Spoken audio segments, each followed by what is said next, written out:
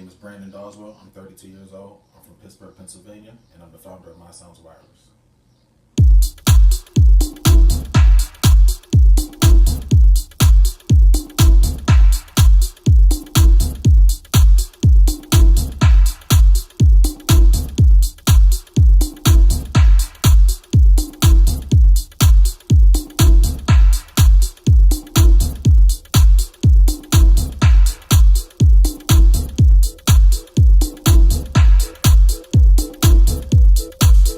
My Sounds is a wireless headphone company that specializes in MP3 headphones. I feel like there hasn't been anything thus far that gives people the opportunity to receive their music this way and to be able to transfer it to a third party this way. So with that angle, we want to get into as many artists as possible and create more artists. And I think initially that's where it hits home for me, because like creation is more or less what keeps me going. People being able to record directly on their headsets and transfer that music straight over to the engineer, and then they can create a song, boom, just off of that rough draft that they have. They're saving hours upon hours in the studio, which also saves tons of money. So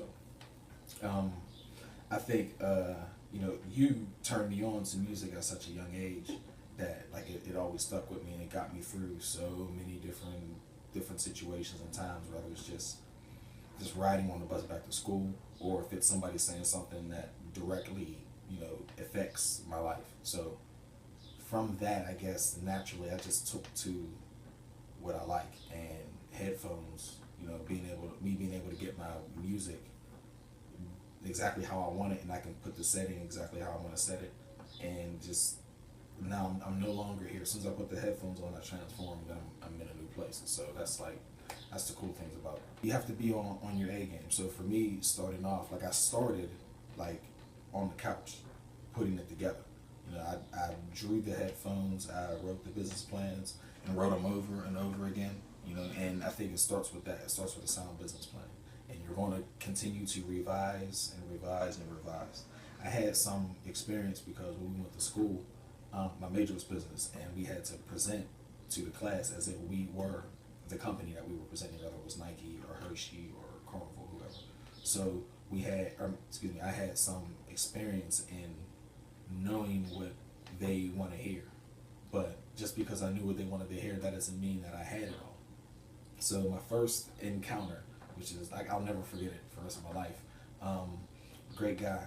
We sit down and he says, "I'm looking to invest in some companies in Pittsburgh, and what do you got?" Basically. So we're looking at the prototype of my headphones, and he said, "These are amazing. This is great. You have a great idea." And I just noticed that he kept saying idea. And after a while, he said, "You have a great idea, but you don't have a company yet." And then he explained to me, you need to have these things in place to be a company. So you don't necessarily have to be making money. You don't have to be profitable, but you have to have these things in place. Some of those things were, you need an accountant. You're going to need an advisor. You're going to need an assistant at some point, or you're going, if not an assistant, and you're just working with your guys, and a couple of y'all together working. That's cool also. But then you need somebody that does design. You need somebody that specializes in these things, because if you try to do it all yourself, you're going to crash and burn, number one. And as far as he was concerned at that point, I wasn't ready to be able to jump in. He wants that already there, so boom, now you're just making money, not set up and then make the money. Like, we got to skip that step when I'm giving you X amount of dollars. And then usually, these investment firms they're minimum six figures. I mean, they have the smaller ones also, but when you're really playing, they're like 6-7 figures. You gotta have all of this stuff in order. So that was an eye opener. But after that, I jumped straight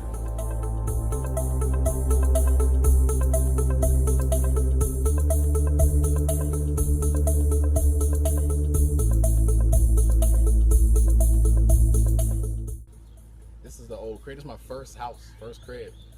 Lived here to what? I was about 14 years old. Then I moved a couple spots across the city. we used to play on our top porch and on this porch heavy, both. Even when it rained. Like when it rained, we made sure we came outside and got on this porch and got it in.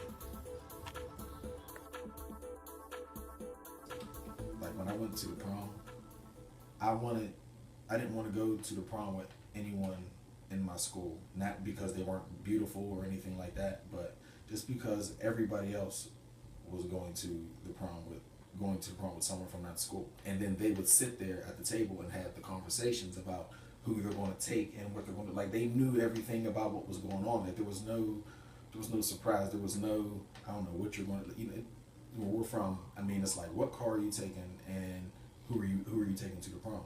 So then I didn't say I'm going to create that element of surprise. I just felt like I wanted to just look outside. Same thing with college. I didn't want to go to school anywhere locally. I just didn't. I just felt like everybody does that. It's the same thing. And then, you know, I bump into them a couple years after that when they come back down, and you know, that's that. But you know, going down south, it just changed my life because first of all, it taught me manners.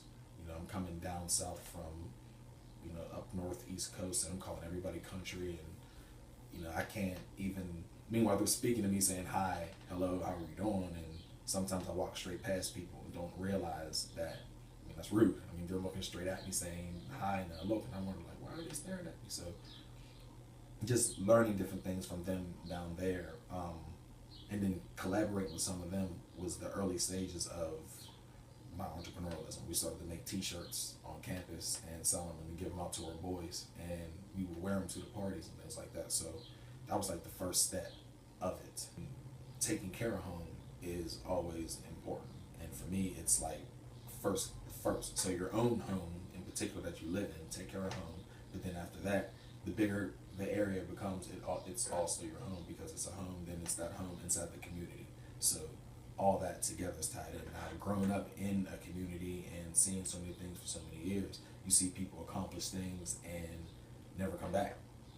You know, you see people who accomplish things and give back a lot. So that's where like a program like Project Chuck comes in, where Chuck Batch has the basketball league and people from around the city can sign up and play, boys and girls.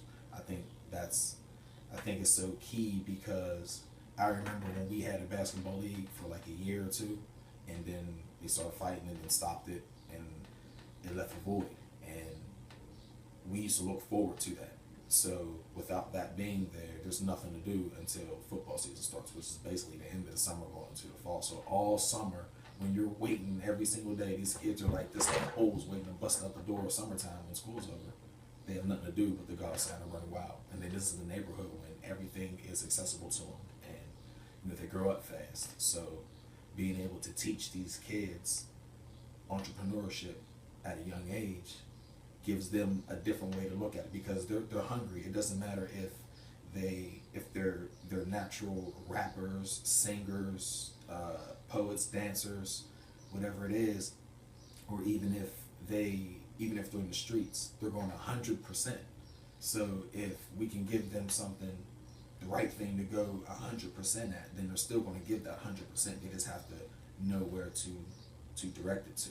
And I feel like, you know, if I have something to show them or an option to say, look, this is what you can run at, all right? And another thing, it's cool. That has to be important. It's cool because if it's not cool, then the kids are going to let you know about it. They're going to say, I don't want to do that. I want to go, you know, but they're interested also in headphones, and they walk around with the headphones, and it's part of their lives also. So from that standpoint, it's like I can grab a hold of them and pull him back, and he can enjoy a great product. So it just works on all phases. Where Project Chuck comes in, it brings in, I mean, there's people who have went to the NBA and the NFL.